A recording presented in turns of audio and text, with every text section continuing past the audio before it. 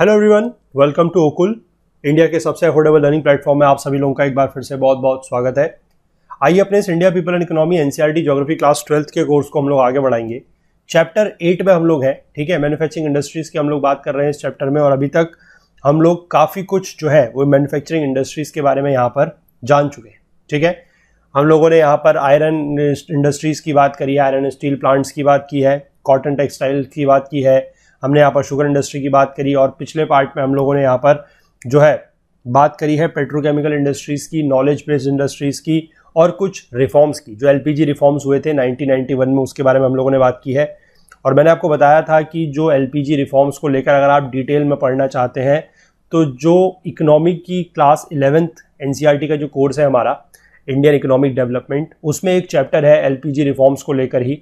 आप चाहें तो उसको भी, उसका जो वीडियो है वो भी आप रेफर कर सकते हैं। उसमें थोड़ा सा डिटेल में जो है वो डिस्कशन इसके बारे में दिया गया है, ठीक है। और आज जो है वो इस चैप्टर का लास्ट पार्ट रहने वाला है, दैट इज पार्ट 6, जिसमें हम कुछ इंडस्ट्रियल सेंटर्स के बारे में बात करेंगे।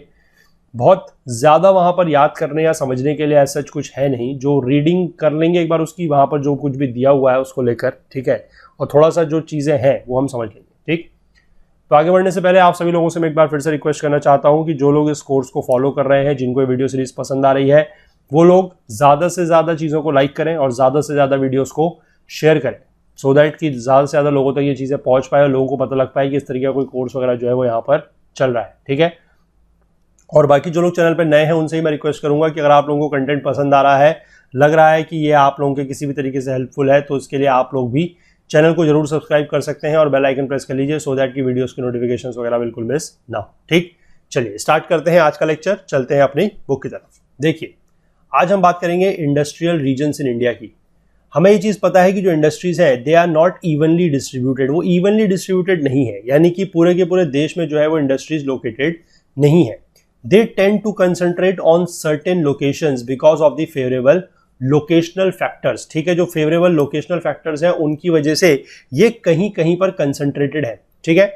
Several indices are used to identify the clustering of industries, important among them are, ठीक है।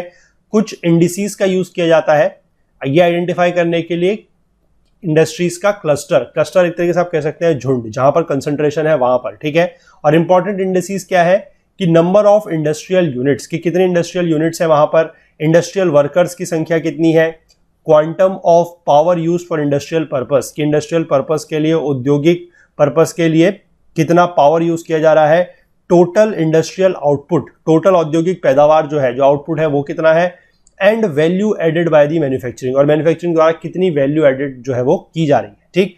मेजर इंडस्ट्रियल रीजन्स जो है कंट्री के वो given below in some details, ठीक है। यहां पर भी नीचे दिया गया है और बाकी अगले पेज में जो मैप है वहां पर भी दिया गया है, हम इसको यहां पर पहले देख सकते हैं थोड़ा सा। मेजर इंडस्ट्रियल रीजन्स जो है वो 8 हैं। कहां पर है देखिए, मुंबई पुणे रीजन है, हुगली रीजन है आपका ईस्ट में, मुंबई पुणे आपका वेस्ट में हो गया, बेंगलुरु तमिलनाडु आपका साउथ में है, Gujarat is again in west part, छोटा नागपुर रीजन आपका, छोटा नागपुर प्लेट्यू झारखंड के पास है, Visakhapatnam Guntur is in eastern side, ठीक है, विशाखापट्टनम के पास, गुरुग्राम दिल्ली मेरठ रीजन ये आपका दिल्ली के पास हो गया, एंड कोल्लम तिरुवनंतपुरम ये आपका अगेन हो गया साउथ में, तो ठीक है। These are the major industrial regions, ये अगले पेज में जो है मैप में दिखाए हैं, अभी इनको हम देखते हैं जाके। इसके बाद कुछ माइनर इंडस्ट्रियल रीजन्स भी हैं, जैसे कि अंबाला अमृतसर पंजाब में हो गया आपका, सहारनपुर मुजफ्फरनगर बिजनौर आपका यूपी में हो गया, इंदौर देवास उज्जैन एमपी में हो गया आपका, जयपुर अजमेर जो है दैट इज इन आपका राजस्थान में हो गया, कोल्हापुर एंड साउथ कन्नड़ ये आपका महाराष्ट्र और कर्नाटक का रीजन हो गया, नॉर्दर्न मालाबार, ठीक है, ये आपका महाराष्ट्र का रीजन है, मिडिल मालाबार ये सब आपका महाराष्ट्र वाला रीजन है, आदिलाबाद निजामाबाद ये आप देख सकते हैं कि आपका जो आंध्र तेलंगाना का रीजन है वहां पर है, इलाहाबाद वाराणसी मिर्जापुर यूपी में हो गया, भोजपुर मुंगेर आपका कर्नाटक में हो गया, दुर्ग रायपुर आपका जो है छत्तीसगढ़ हो गया, Bilaspur Korba again in Chhattisgarh, and Brahmaputra valley आपका ऊपर जो असम का रीजन है वहां पर, ठीक है।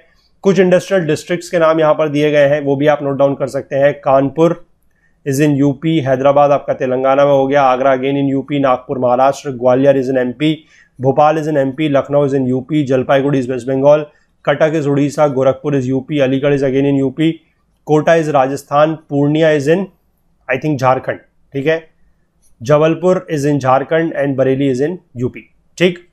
तो ये कुछ डिस्ट्रिक्ट्स वगैरह के नाम दिए गए हैं। यहाँ पर आप मैप में देख सकते हैं मेजर इंडस्ट्रियल रीजन्स जो है, जो हमने वहाँ पर बात की थी वो यहाँ पर दिखाए गए हैं। जैसे कि देख लीजिए गुरुग्राम दिल्ली मेरठ रीजन है, गुजरात रीजन है, मुंबई पुणे रीजन है, छोटा नागपुर रीजन यहाँ पर है, this is your Hooghly reason.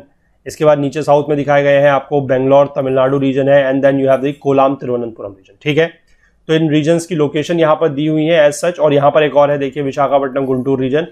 तो लोकेशन यहाँ पर दी हुई है, तो इसके लिए अलग से कोई मैप बनाने की ऐसा जरूरत नहीं है। थोड़ा सा इन रीजन्स के बारे में हम लोगों को पढ़ना है और ये जानना है कि किस रीजन में कौन सी इंडस्ट्री जो है वो ज्यादा है। ठीक है, तो एक करके इनके बारे में पढ़ लेते हैं। सबसे पहला है मुंबई पुणे इंडस्ट्रियल रीजन। यहाँ पर क्या है देखिए, it extends from Mumbai Thane to Pune and adjoining districts of Nashik and Solapur. Besides, industrial development has been rapid in Kolaba, Ahmednagar, Satara, Sangli and Jalgaon district. ये सारी की सारी महाराष्ट्र की डिस्ट्रिक्ट्स हैं। Development of this region started with the location of cotton textile industry in Mumbai. ठीक है, मुंबई में जो कॉटन टेक्सटाइल इंडस्ट्री लगी थी, उसकी जो लोकेशन थी, वहां से इस रीजन का जो डेवलपमेंट है, जो विकास है, वो स्टार्ट हुआ। Mumbai with cotton hinterland and moist climate favoured the location of cotton textile industry. ठीक है, opening of the Suez canal in 1869 provided impetus to the growth of the Mumbai port. जो सुएज कैनाल थी हमारी, ठीक है, सुएज कैनाल आपकी कहां पर है ये आपको पता होना चाहिए मैप में। आप एक बार जाके मैप में देखिएगा तो आपको जो रीजन पता लगेगा, जो हमारा मिडिल ईस्ट का पोर्शन है। ठीक है, जो मिडिल ईस्ट का पोर्शन है वहां पर, जहां पर आप जाके देखेंगे रेड सी के पास, ठीक है, रेड सी, और ऊपर उधर जाके देखेंगे मेडिटेरेनियन सी, उसके बीच में जाके ये सुएज कैनाल जो है वो मिलती है। ठीक, और सुएज कैनाल जब से ओपन हुई है उसके बाद से इस पोर्ट की जो है वो ग्रोथ हुई है। ठीक है, मुंबई पोर्ट की ग्रोथ हुई है क्योंकि मशीनरीज जो है they were imported through this port. Hydro electricity was developed in the western Ghat region to meet the requirements of this industry. ठीक, with the development of the cotton textile industry, chemical industry भी यहाँ पर develop हुई है। Opening of the Mumbai high petroleum field and erection of the nuclear energy plants added additional pull to this region. ठीक है, Mumbai high का जो petroleum reason है और जो न्यूक्लियर रीजन है, उसकी वजह से यहाँ पर क्या हुआ है कि इस रीजन को और भी ज्यादा, मतलब इसमें जो डेवलपमेंट वगैरह है वो ज्यादा हुआ है। इसके अलावा यहाँ पर हम बात करें तो engineering goods, petroleum refining, petrochemicals, leather, synthetic and plastic goods, drugs, fertilisers, electrical, ship building, electronic, software, transport equipment and food industries also develop. ठीक है, और जो इंपॉर्टेंट इंडस्ट्रियल सेंटर्स है वो क्या क्या है, मुंबई, कोलाबा, कल्याण, थाने, ट्रॉम्बे, पुणे, पिंपरी, नासिक, मनमाड, सोलापुर, कोल्हापुर, अहमदनगर, सतारा एंड सांगली। ये सारी की सारी आपकी महाराष्ट्र के रीजन्स हैं। ठीक है, अब आप लोग जरूर ये जो वीडियो देखेंगे उसके बाद आप लोग ये पूछेंगे कि सर ये जगह याद करनी है, ये इंडस्ट्रीज याद करनी है, तो मैं कहूंगा कि क्लास 12th के बच्चे जो है, ठीक है, क्लास 12th के बच्चे जो है, उन लोगों के लिए थोड़ा सा इंपॉर्टेंट ये है, इन चीजों को आपको याद रखना पड़ेगा कि किस रीजन में कौन सी इंडस्ट्रीज हैं। ठीक है, तो इनको आपको याद रखना पड़ेगा और आपको मेजर जो इंडस्ट्रियल रीजन्स है वो भी याद रखने पड़ेंगे। जैसे कि अगर हम बात करें मुंबई पुणे इंडस्ट्रियल रीजन है, उसके मेजर या इंपॉर्टेंट इंडस्ट्रियल सेंटर्स कौन से हैं तो ये आपको पता होने चाहिए। ठीक है, जैसे कि मुंबई, कोलाबा, कल्याण, थाने, ट्रॉम्बे, पुणे, ये जितने भी यहाँ पर दिए हुए हैं ये क्लास 12th वाले बच्चों को जो है याद रखने पड़ेंगे। ठीक है, तो इसलिए वीडियो जब आप देखेंगे तो बार बार ये सवाल पूछेगा मत कि ये चीज़ ज़रूरी है या नहीं है। और जो हमारे यूपीएससी के एस्पिरेंट्स हैं या फिर जो मैं कहूँगा कि और कॉम्पिटिटिव एग्जाम की तैयारी कर रहे हैं, उनके लिए एज सच ये याद रखना इतना ज़्यादा ज़रूरी नहीं है। अगर वो थोड़ा बहुत आइडिया भी रख सकते हैं कि कौन सा रीजन है, उसमें से कौन से इंडस्ट्रियल सेंटर्स मेजर है, 2-4 भी अगर नाम याद रखेंगे तो काफ़ी है। ठीक है, इसके बाद हम लोग बात कर लेते हैं हुगली इंडस्ट्रियल रीजन। ये आपका ईस्ट में पड़ गया, हुगली रिवर के पास। Located along the Hooghly river, this region extends from Bansberia in the north to Birla Nagar in the south for a distance of about 100 kilometers. ठीक, industries have also developed in the Medinipur in the west, Kolkata Howrah from the nucleus of the industrial region. ठीक है, कोलकाता हावड़ा, ये from नहीं होगा, इसको form कर लीजिएगा कि कोलकाता हावड़ा जो है वो क्या बनाता है इस इंडस्ट्रियल रीजन का न्यूक्लियस, यानी कि सेंटर। ठीक है, न्यूक्लियस का मतलब हो गया कि it becomes a centre. Historical, geographical, economic and political factors have contributed much to its development. It developed with the opening of the river port on Hooghly. Kolkata जो है it emerged as the leading center of the country. Later Kolkata was connected with interior ports by railway lines and road routes. ठीक, development of tea plantations in Assam and northern hills of West Bengal. The processing of indigo earlier and jute later, coupled with the opening of coal fields of the Damodar Valley and iron ore deposits of the Chota Nagpur Plateau, contributed to the industrial development of the region. ठीक है, जो T वगैरह की plantation हुई आसाम में, northern hills में, north eastern के hills में, और बाकी जो आपका यहाँ पर कॉटन टेक्सटाइल की इंडस्ट्रीज थोड़ा बहुत थी। ठीक है, सॉरी कॉटन नहीं, इंडिगो की यहाँ पर थी, इंडिगो था, उसके बाद में यहाँ पर जूट आ जाता है, और इसके बाद जो आपको कोयला वगैरह मिला है, कोयला कहाँ से मिला है, दामोदर वैली से, आयरन और डिपॉजिट्स आपको मिले हैं छोटा नागपुर प्लेट्यू से। तो इस इंडस्ट्रियल रीजन का जो ये रीजन है, इसका इंडस्ट्रियल डेवलपमेंट जो है वो हुआ, औद्योगिक विकास जो था वो, उसमें इन चीजों ने भी योगदान अपना दिया है। ठीक है, चीप लेबर कहाँ से अवेलेबल है, जो थिकली पॉपुलेटेड स्टेट्स हैं, अगल बगल की जो स्टेट्स हैं आप देखिएगा, बिहार हो गया, ईस्टर्न यूपी हो गया, उड़ीसा हो गया, यहां से क्या मिला है आप लोगों को, चीप लेबर। ठीक, Kolkata being the capital city of British India attracted the British capital, क्योंकि आपको पता है, अगर आप हिस्ट्री से थोड़ा बहुत वाकिफ है, पॉलिटी से थोड़ा बहुत वाकिफ है, तो आपको पता होगा कि जो कोलकाता था that was the major centre, या आप कहेंगे कि कैपिटल था वो ब्रिटिश इंडिया का। ठीक है, स्टार्टिंग के रीजन में, जिस समय यहाँ पर ईस्ट इंडिया कंपनी वगैरह स्टैब्लिश की गई थी, ठीक है, 1773 1911 तक, तो उस समय यहाँ पर क्या था कि ब्रिटिश कैपिटल, यानी कि जितना भी ब्रिटिश से जो पूंजी आती थी वो ज्यादातर यहीं पर आती थी। ठीक, the establishment of first jute mill at Rishra in 1855 ushered in the era of modern industrial clustering in this region. The major concentration of jute industry is at Howrah and Bhatapara. The partition of the country in 1947 adversely affected this industrial region. ऐसा क्यों हुआ था? क्योंकि जो major आपका jute growing reason था, जो jute producing reason था, वो पार्टीशन के बाद चला जाता है बांग्लादेश के पास। ठीक है, दैट वेंट टू बांग्लादेश, यानी कि उस समय तो ये था आपका ईस्टर्न पाकिस्तान। ठीक है, आज की डेट में बांग्लादेश है, तो ईस्टर्न पाकिस्तान में जो था मेजर रीजन चला जाता है, इसलिए इस इंडस्ट्री को काफी ज्यादा इफेक्ट यहां पर हुआ। ठीक है, इसके बाद cotton textile industry also grew along with the jute industry. Paper engineering, textile machinery, electrical, chemical, pharmaceuticals, fertiliser and petrochemical industries have also developed within this region. Factory of the Hindustan motor limited at Konnagar and diesel engine factory at Chittaranjan are landmarks of this region. ठीक है, जो diesel locomotives बनते हैं, ठीक है, चितरंजन में, यह आज भी बहुत ज्यादा फेमस है।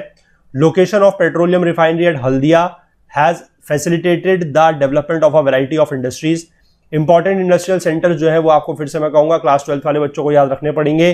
कोलकाता, हावड़ा, हल्दिया, सिरमपुर, रिश्रा, शिवपुर, नैथाटी, काकीनाडा, शामनगर, तीतागढ़, सोडेपुर, भुजभुज, बिरला नगर, बांसबेड़िया, बेलगुड़िया, त्रिवेणी, हुगली, बेलूर एक्सेट्रा। ठीक है, however industrial growth of this region has slowed down in comparison to other regions.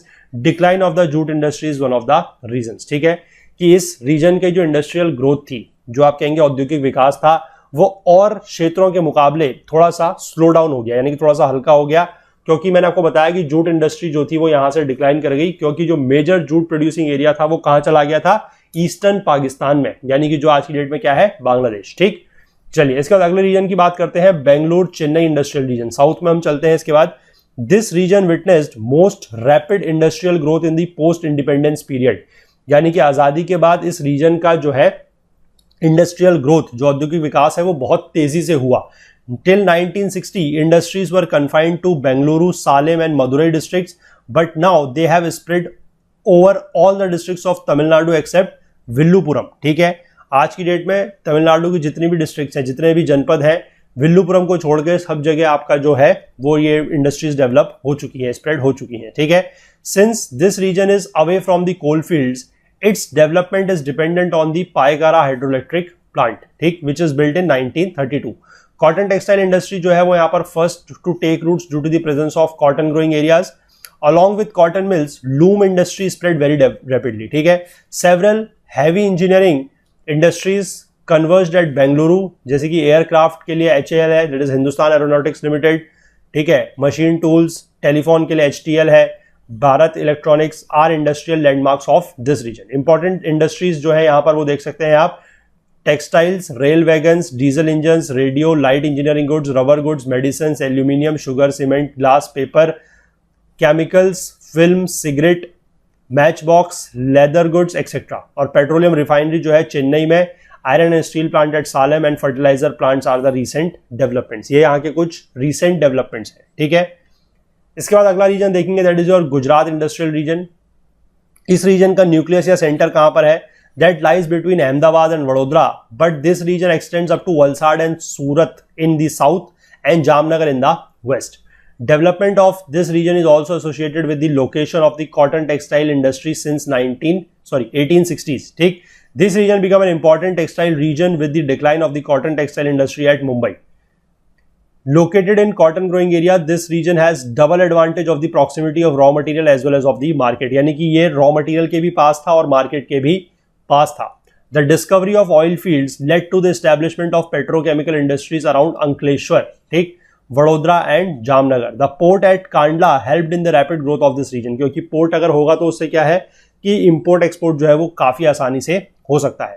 Petroleum refinery at Koyali provided raw materials to a host of petrochemical industries, क्योंकि हमने जैसे लास्ट लेक्चर में बात की थी कि पेट्रोलियम से जो प्रोडक्ट निकलेगा, यानी कि आप कह सकते हैं एक तरीके से पेट्रोलियम से जो बाय प्रोडक्ट्स वगैरह होंगे वो आपके पेट्रोकेमिकल इंडस्ट्रीज में यूज होंगे, ठीक है ना.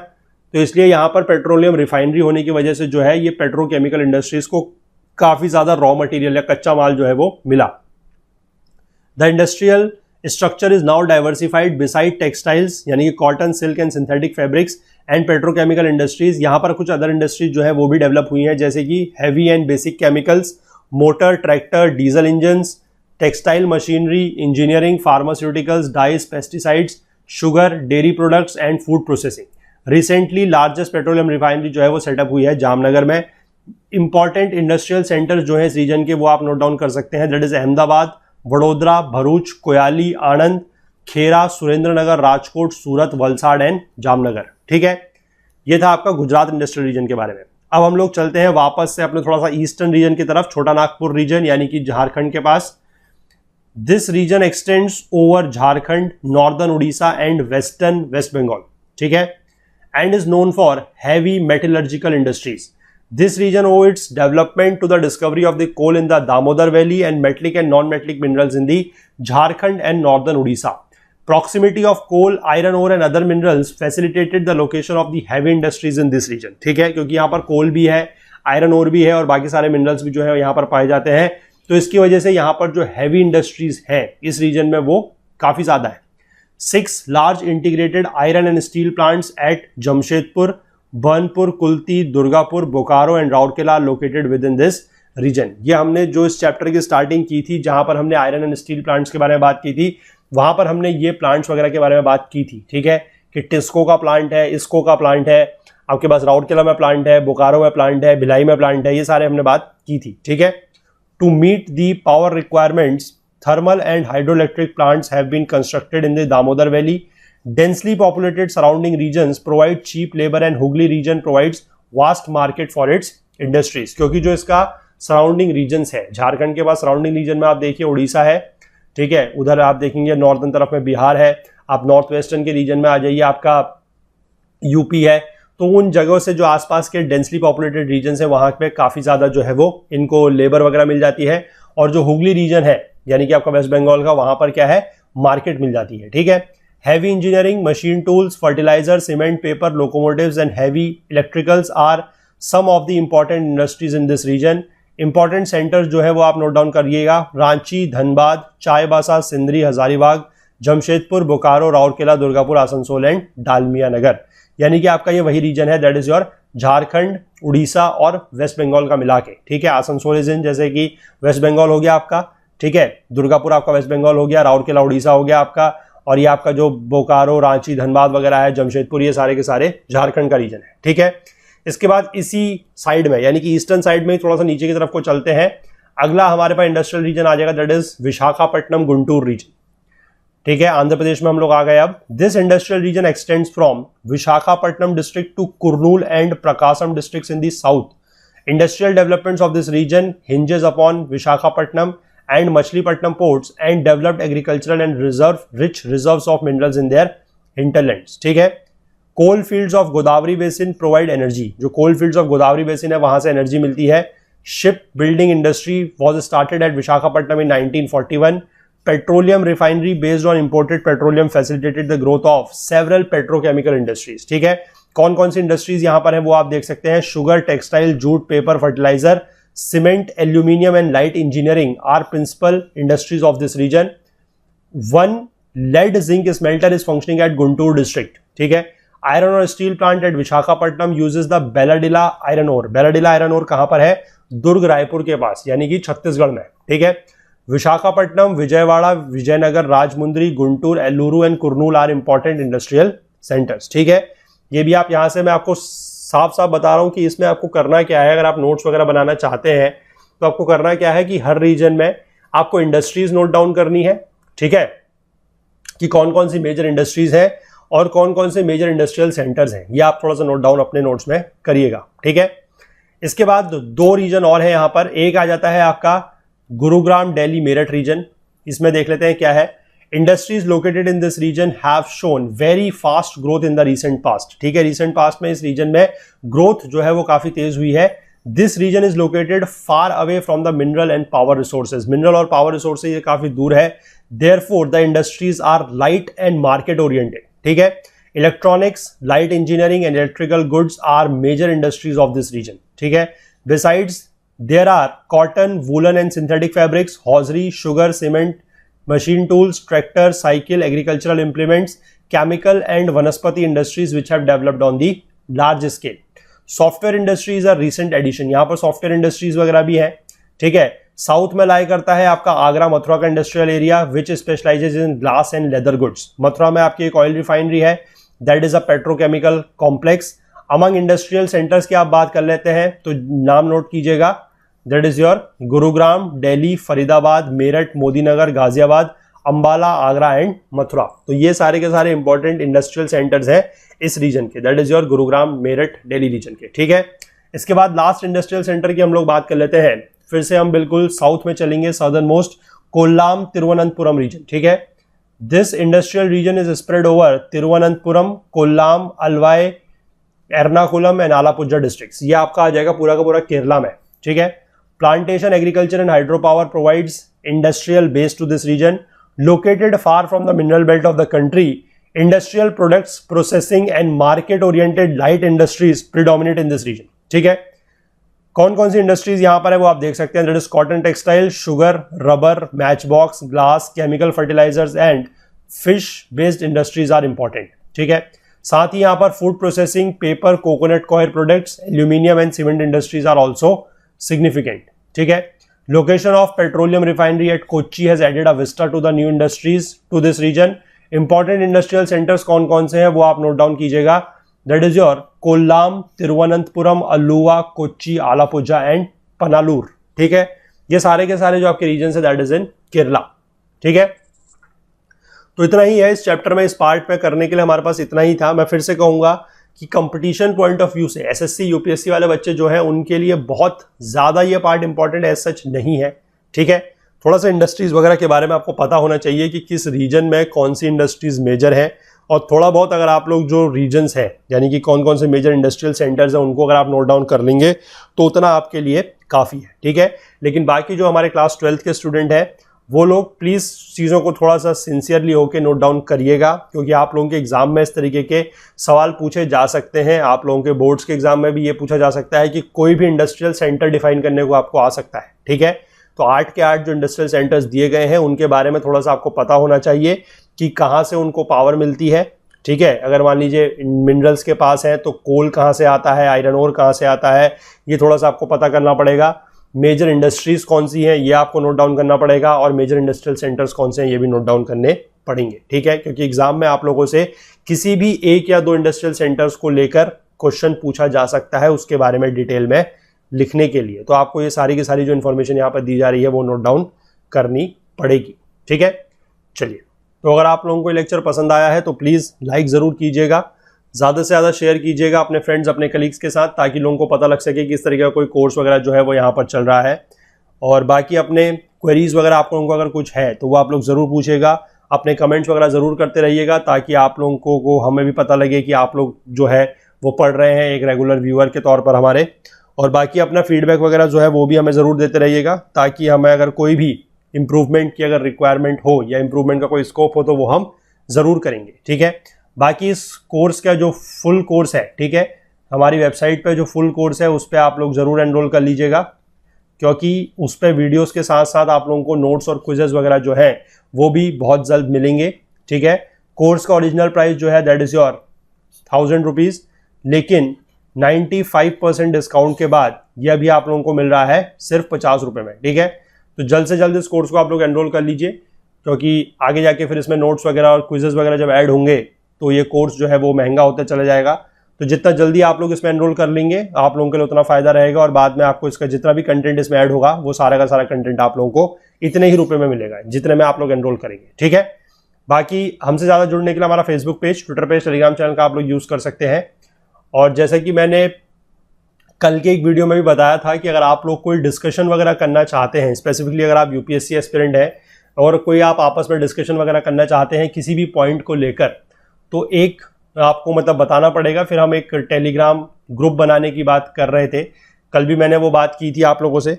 ठीक है, तो आज मैं फिर से कर रहा हूँ, वो टेलीग्राम ग्रुप बनाने की बात की जा रही है कि अगर आप लोग इच्छुक होंगे तो इस तरीके का कोई एक ग्रुप बना दिया जाएगा, सो दैट कि जो लोग वाकई में किसी भी टॉपिक को लेकर डिस्कस करना चाहते हैं वो वहां पर कर सकते हैं। ठीक है, और डिस्कशन करना बहुत ज़रूरी है, मैं बता रहा हूँ, कि ताकि आप लोगों का जो है किसी भी पॉइंट को लेकर, किसी भी इशू को लेकर, किसी भी मुद्दे को लेकर ओपिनियन बिल्ड होना ज़रूरी है। ठीक है, तभी जाके आप लोग जो है किसी भी पॉइंट को अच्छे से समझ पाएंगे और उसको लेकर आप डिफाइन कर सकते हैं, उसको आंसर वगैरह जो है वो अच्छे से लिख सकते हैं मेंस में। ठीक है, तो इस तरीके की अगर आप लोगों को लगता है कि कोई रिक्वायरमेंट है कि कहीं पर डिस्कशन वगैरह आपस में किया जाए, क्योंकि उसमें क्या है कि आप लोग ही आपस में डिस्कशन करेंगे, तो हमें उसके लिए काफ़ी सिंसियर कैंडिडेट्स, जो सिंसियर एस्पिरेंट्स है वो चाहिए।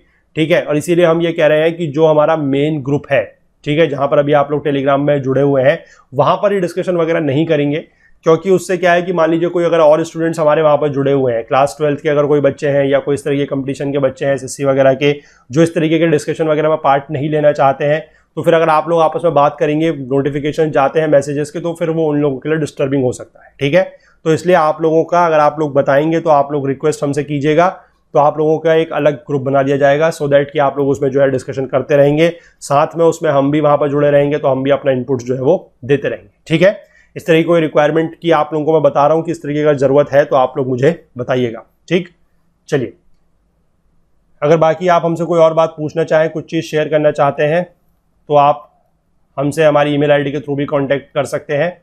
ठीक है, और अगर मान लीजिए किसी भी प्रकार की समस्या आती है, कभी आप कोर्स वगैरह लेना चाह रहे हैं या कुछ भी है, अगर आपको कोई भी प्रॉब्लम आती है, तो उसके लिए मैं आपको एक मोबाइल नंबर बताता हूँ, आप इस नंबर पर कॉन्टैक्ट कर सकते हैं, दैट इज 9498086380। ठीक है, 9498086380। ठीक है, 9498086380, इस नंबर पर आप लोग व्हाट्सएप कर सकते हैं। ठीक है, व्हाट्सएप करके आप लोग इस नंबर पर अपनी जो भी प्रॉब्लम है किसी भी प्रकार की, ठीक है, चाहे आपका मान लीजिए कोर्स में एनरोल नहीं हो रहा है या कुछ भी है, या आपको किसी भी तरह की कोई भी समस्या है, तो आप इस नंबर पर व्हाट्सएप कर सकते हैं। ठीक है, चलिए मिलते हैं अगले लेक्चर में। अब नया चैप्टर जो हम इसका स्टार्ट करेंगे बहुत जल्द, तब तक के लिए अपना बहुत बहुत ध्यान रखिएगा। Please do take care of yourself. Thank you, have a nice day, bye bye.